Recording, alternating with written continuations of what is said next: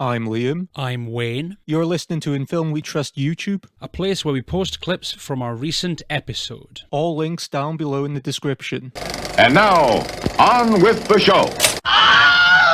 So in last week's episode, we dropped a cheeky little teaser saying that on this week's episode, we were going to continue with indie filmmakers, and we're doing that this week. We got a film today by Andrew Patterson. You're a cheeky monkey there, Wayne. Thank you. Not only are we going indie, another debut feature. Yes. Like Caliber was, but this is also a debut feature. Who is that feature director, Wayne? Directed by Mr. Andrew Patterson. Andrew Patterson, a name I had never heard of. Me neither. And fun enough, it's co-written by Andrew Patterson under a pseudonym.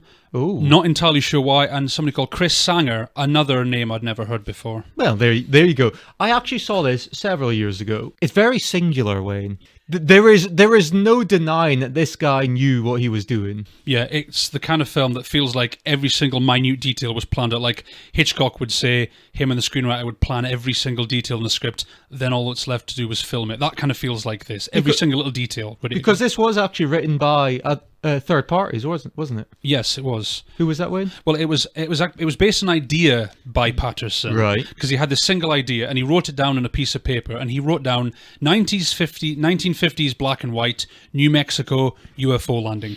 Very succinct Do you plot know what, summary Wayne, there. though? Yeah. I also have a quote from him. Yes, go ahead. Referring to how this project came to fruition. Yeah. He said, I had this one image of a girl having to move through a town that ended up being Faye, who's a central female character in this film, in the movie, and she was piecing things together. I didn't know what it was. I had no clue it would include switchboards and radios and all this other stuff. It was just this shot of her in this empty town. It's great because, again, last week, Caliber, that came from a single image, which turned out to be integral to the story. This, again, is the same. So we started with this pretty non-specific foundation and then just built on that, like you say, with switchboards, phone calls, signals, etc. That's how he built the movie. It'd be very easy to dismiss this film as retroism, wouldn't it? Yes. It's not dwelling in the retro. It uses retro very well, though. And I do love its period setting. You love its period setting? I think it looks great. Yeah, just like a lot of things are so finely observed. We'll get to it. Not just settings and things like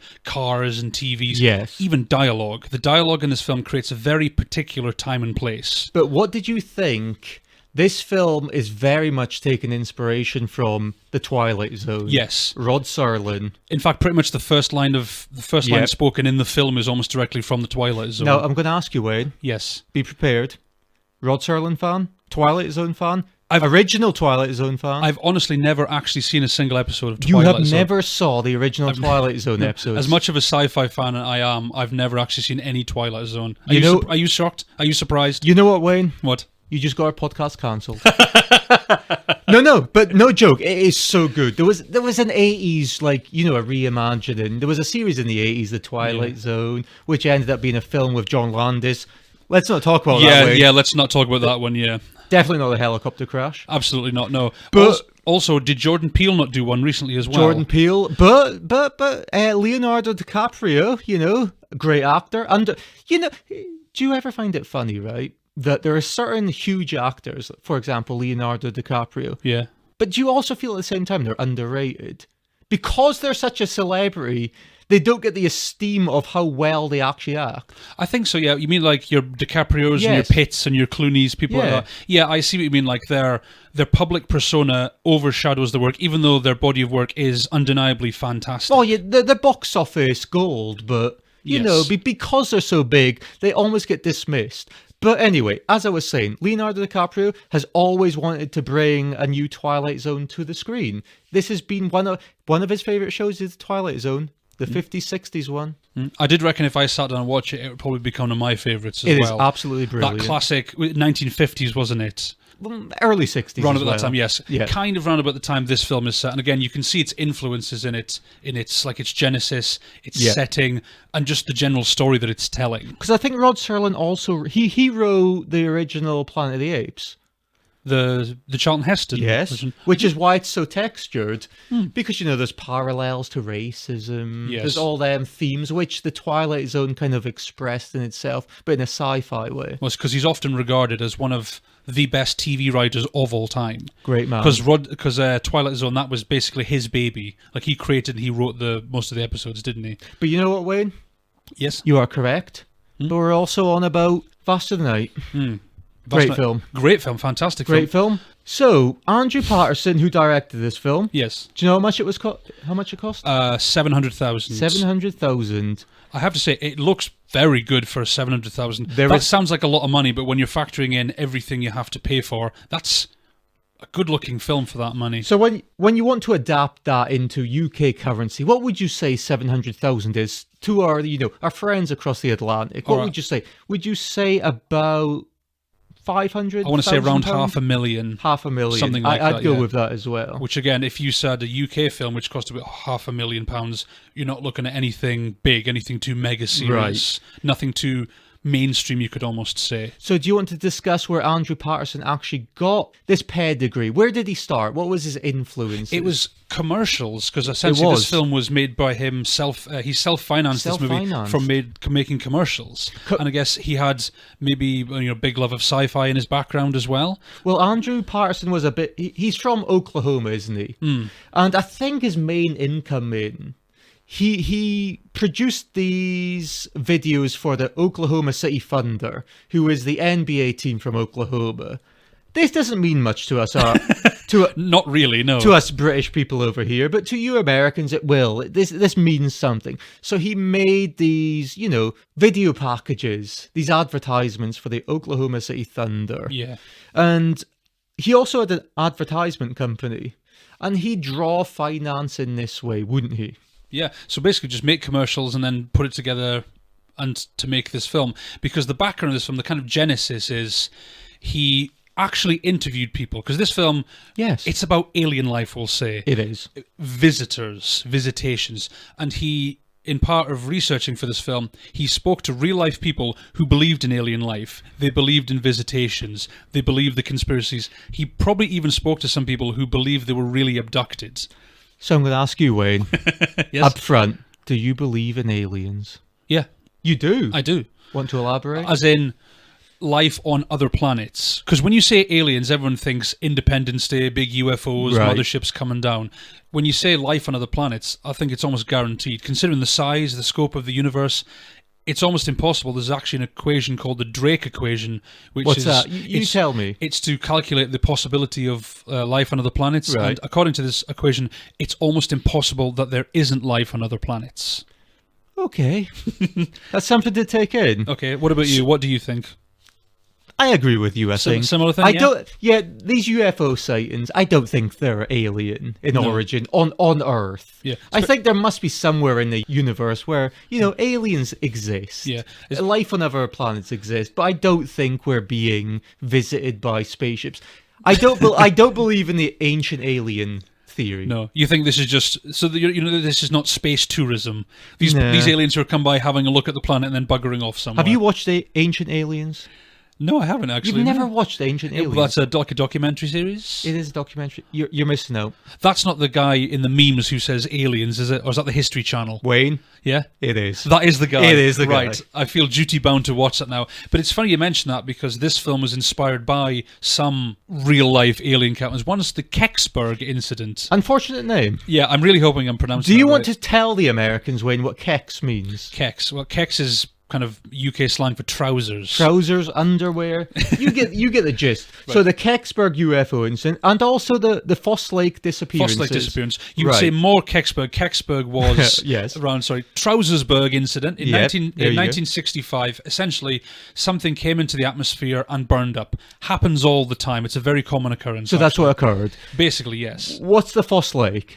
The Foss Lake was 3 teenagers disappeared, 1969, I believe it was, 69. And their bodies were found in a Chevy Camaro about 44 years later. So you know the scene at the end of Psycho where they pull Marion Crane's Yes. car out of the swamp. Basically exactly the same thing. They pulled this Camaro out of a swamp, and the 3 teenagers' bodies were in it. So did anybody not figure they could have drove into the swamp? Possibly.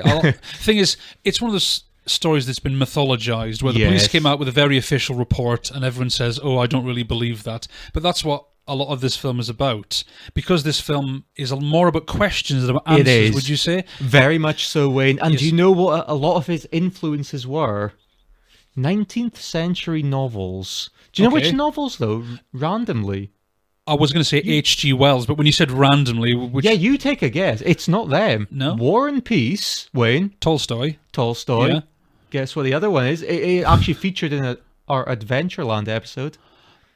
Another Russian. Oh, Crime and Punishment. No, think of Wales, Wayne. Think of Wales. Wales. No idea which one. Moby Dick. Really? War and Peace and Moby Dick. And Okay, do you then. know why they were influences? He thought those novels brought through a complete 3-dimensional aspect to all their characters. Oh, And right. he brought this to these, the characters of this film. So a lot of his influences were actually novelistic. Yeah. Can you see that? Can you see the novelistic aspect? I suppose I can, yeah. I figured with Moby Dick you were going for a chasing something which is Right. potentially unobtainable, because he had this to say as well. He said, when it comes to the unknown, we knew the engine of the movie had to provide fewer answers than people are used to.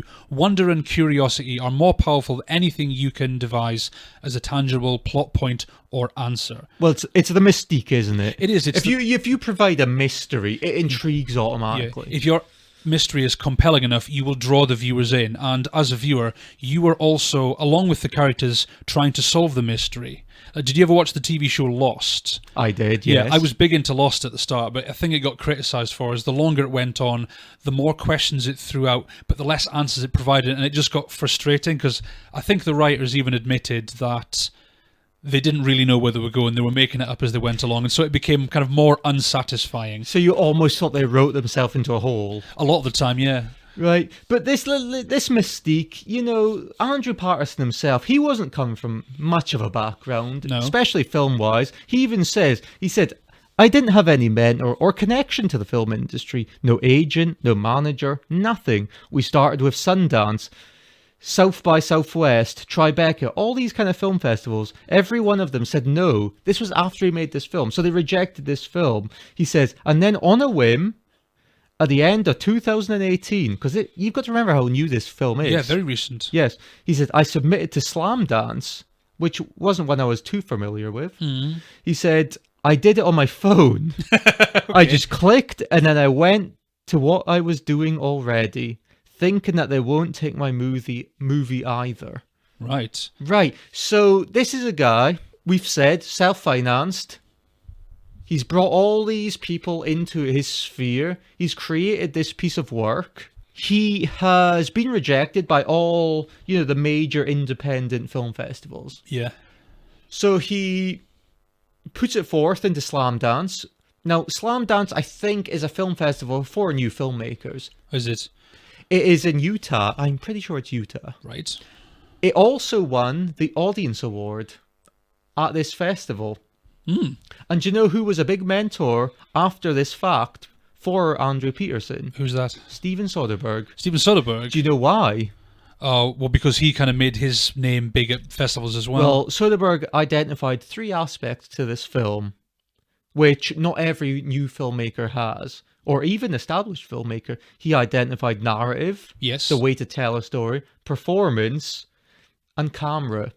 Mm. When he recognized those 3 things in this particular film, he realized they were onto something. I'd say those are 3 things that really stuck out to me as well. And they are 3 things. Oh, mate, camera work. Yeah. We should notify the cinematography for this film is by Miguel Littenmens. Yes. Maybe a butchery, but we're going with that. I'm guessing he specializes in night shoots. The movement of this film is absolutely terrific. It's fantastic. Terrific, Wayne. Again, lots of slow panning shots, I guess dolly shots, things like crane shots as well. Yep. If they could afford a crane, I'm assuming they could. But most of this film takes place. It is acted mainly, for the most part, by 2 actors, Yeah. Everett and Faye. But two-person show, basically. Yep. So our central character, Everett, played by Jake Horowitz. Mm-hmm. Do you want to explain why he was chosen? Mm-hmm. I'm not actually sure. What was the reason he was chosen? Well, he was chosen for his theatre background. Okay. He was a New York theatre actor. And because of theatre's actors' ability to remember big sections of dialogue, Good point, yeah. it kind of played into the low budget feel because they could film for that much more.